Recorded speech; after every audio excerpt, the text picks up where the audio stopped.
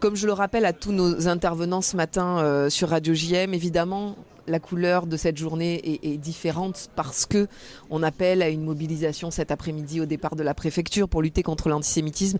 Quel est le message, vous, en tant que présidente du CRIF Marseille-Provence, vous avez envie de tenir ce matin pour honorer à la fois les enfants de la Verdière, pour parler des otages, parce qu'il ne faut pas les oublier, pour parler de la paix, mais aussi pour parler de ce rassemblement de lutte contre l'antisémitisme? Oui, je crois que effectivement, vous l'avez rappelé à juste titre, cette cérémonie prend un sens tout particulier. Aujourd'hui, je crois que finalement, il y a 2 dates à retenir. 20 octobre 1943 et 7 octobre 2023. Et ces 2 dates, elles sont séparées par un trait d'union chaotique de l'antisémitisme. Et effectivement, aujourd'hui, nous commémorons les enfants de la Verdière qui ont été assassinés pendant la Shoah. Et nous pensons bien sûr à tous ceux qui en Israël ont été lâchement assassinés aussi.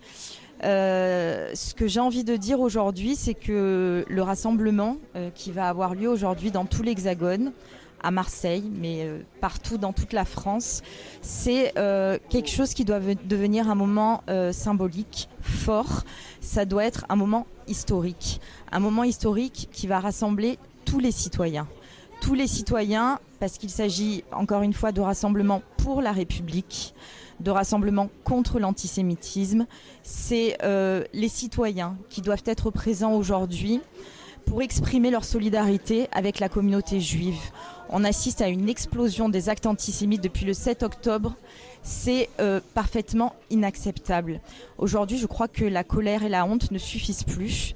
Je crois qu'aujourd'hui, au-delà de la mobilisation qu'on attend aujourd'hui, au-delà de ce message symbolique, de faire la démonstration qu'aujourd'hui les gens sont dans la rue, aux côtés de la communauté juive, parce que la communauté juive n'est pas seule, je crois que c'est aussi le point de départ d'un certain nombre d'actions qui doivent être menées.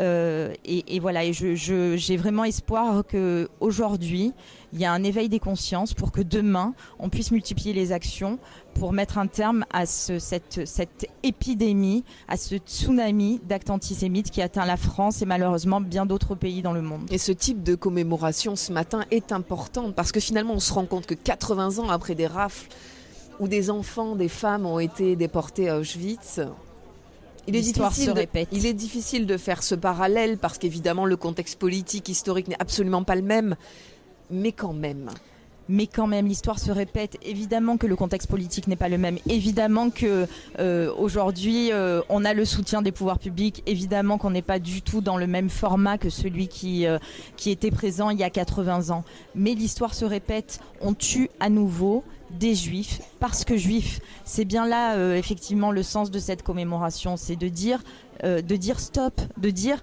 il faut que ça s'arrête, il faut que cette épidémie de haine contre les juifs s'arrête. Et donc effectivement ces commémorations, on le dit à chaque fois que nous nous retrouvons à l'occasion de ces commémorations, c'est une volonté d'interpeller les consciences, d'appeler à la conscience politique. Aujourd'hui, plus que jamais, cette commémoration prend tout son sens. Alors, on va finir par une note positive. On espère que Marseille aussi, au vu de ce que nous voyons sous nos yeux, c'est-à-dire l'affluence des gens qui sont venus, qui se sont déplacés pour les 80 ans pour honorer la mémoire de ces 30 enfants déportés. On espère aussi que Marseille fera exception et que... Alors, exception, attention, on appelle évidemment rassemblement au niveau de toute la France, mais est-ce que finalement Marseille, qui est le visage du multiculturalisme, qui est une ville de paix où les communautés vivent aux côtés des unes des autres. Est-ce qu'on n'a pas envie aussi de montrer l'exemple, nous? Et on le voit aussi auprès des élus ici à Marseille, dans les Bouches-du-Rhône, dans la région sud. Tous donnent l'exemple.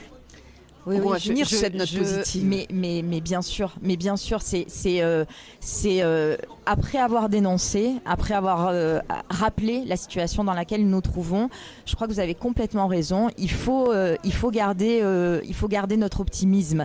Et à Marseille, en effet, c'est une ville où on sait que le vivre ensemble prend tout son sens. On sait que le dialogue multiculturel, interreligieux prend tout son sens.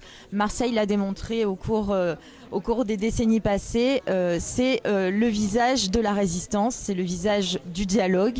Et je crois effectivement que cet après-midi, à Marseille, nous devons effectivement faire la démonstration de notre unité, de notre solidarité, de notre fraternité. Ce sont ces valeurs-là qui doivent nous réunir cet après-midi. Donc vraiment, j'espère qu'il y aura une forte mobilisation et encore une fois, une mobilisation des citoyens, de tous les citoyens, quelle que soit leur confession, quelles que soient leurs origines, quelles que soient leurs convictions. Soyons nombreux cet après-midi pour marcher pour la République et contre l'antisémitisme.